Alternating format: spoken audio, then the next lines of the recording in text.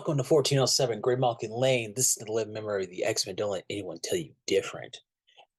X-Men 23. When cometh the Stark Sentinels. Written by Gary Dugan with Joshua Cassara on the pencils. And let me tell you, I loved it. Like, we learned something new through everything in this book. The interaction between Stasis and Mother Righteous. We found out something new. Uh, she's not a Sinister. She's his wife. That's interesting. I like how they brought back the fact that Dr. Stasis likes to eat with the family and then kills them. I thought that was funny. In a dark way. We see the introduction of Stark Sentinels. As many of us have seen over the years, Stark is never part of the Sentinel program, but I'm pretty he's looked at the plans a couple of times and like I like that. I like that part too. So um like there's a fire and the Stark Sentinel comes in, like it's helping people. But then it scans the area and sees that one of the firefighters is a mutant and just like, okay, we need to kill him. And that's when the X-Men step up. And this was very cool. We get Forge, Firestar, Iceman, and Cyclops. Cyclops says it's Firestar's turn to quarterback this. He's letting go of the wheel. Cyclops, best leader of the X-Men, hand bar none. He does something that Xavier doesn't do. He does something that Storm doesn't do.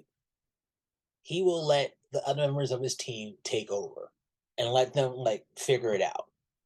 That's a good leader. I love it. Love it. Uh then yeah, man, just in the way they deal with this Sentinel, and then when they have to get Jean,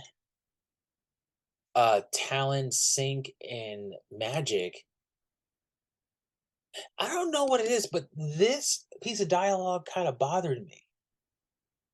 It really kind of bothered me because he says, "Oh, you're not gonna let him stomp Cyclops? No, that's still my job." Like, what?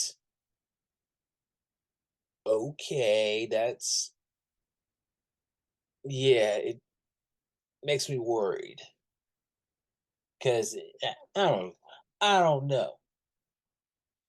I still want to see the argument. I really want to see the argument of what happened. Also, I think no. Oh, okay. Quick X-Men pitch. Scott and Jean are on the blue area of the moon. They're trying to have dinner so they can kind of work it out. And they just have a full Malcolm and Marie issue. They go over everything. It starts off with the brood stuff, then it spills off into everything else. And it let's show they use underhanded tactics. Let's just show Cyclops does this, and he'll use this part, and let's show that Jean is underhanded as well. Like I want to see them have an argument. That's three issues. All you need. Okay. Then okay, back to the issue. Sync almost dies. Talon helps saves him. The team is almost like decimated because they're thinking that, oh, this is a Sentinel. No, no, no. This is an Iron Man. This is a 3-story tall Iron Man. So, this reminds me of issue. No, no. I'm sorry. Of of an episode of X-Men the animated series. There was an incident that occurred because of an anti mutant group, and the X Men came to help, and it was staged to look like the X Men attacked them because we're seeing the same tactics because Orchis already had a story ready. As soon as the incident was over, boom, Doctor Stace is making it seem like, oh, uh, this robot was coming to help people, and the X Men attacked it because they don't like Sentinels, or just because the Sentinel is designed to protect human life exclusively. And the way we look at this letter, I know a lot of people aren't gonna see it, but the way this is worded, it seems like it's anti-Semitic. Hear me out.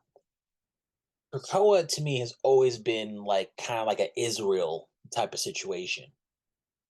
And the way that Dr. Stasis uh is stating it, he's trying to garner like an anti-Semitic like hate where like the mutants are allowed to go around the world, but they're going to be treated weird, treated badly because of where they're from. That's Yeah, that's crazy. I'm giving this book a 4.25. I'm loving it. Like this.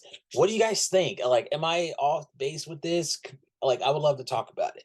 All right, it's 1407 Great Mountain Lane. See you That's soon. why he's the GOAT! The GOAT!